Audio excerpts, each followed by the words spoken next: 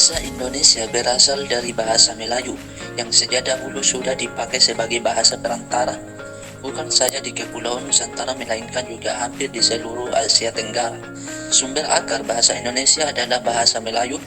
Bahasa Melayu diambil sebagai sumber karena bahasa Melayu pada waktu itu disebut lingua franca, bahasa perantara. Bahasa Melayu digunakan di seluruh Nusantara dalam berbagai kegiatan dalam masyarakat sejak abad ke-7.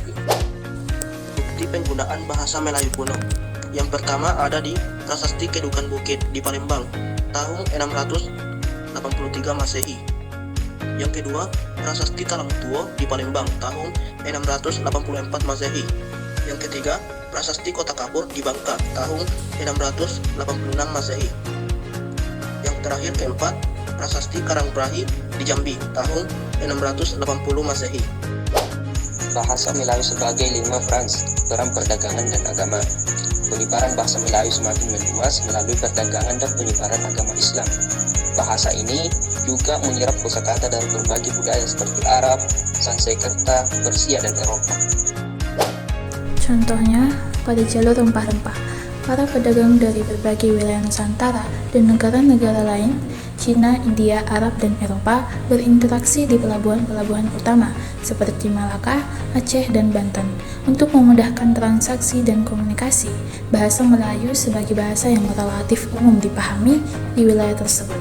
Dengan demikian, bahasa Melayu ikut menyebar ke berbagai wilayah melalui jalur perdagangan rempah-rempah.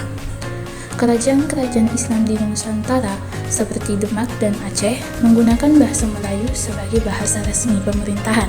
Hal ini semakin memperkuat posisi bahasa Melayu sebagai bahasa utama di daerah kekuasaan mereka.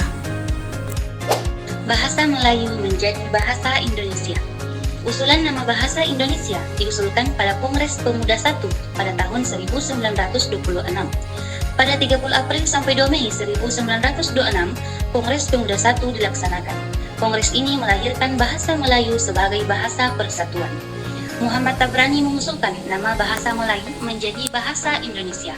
Usulan nama bahasa Indonesia disetujui pada 2 Mei 1926.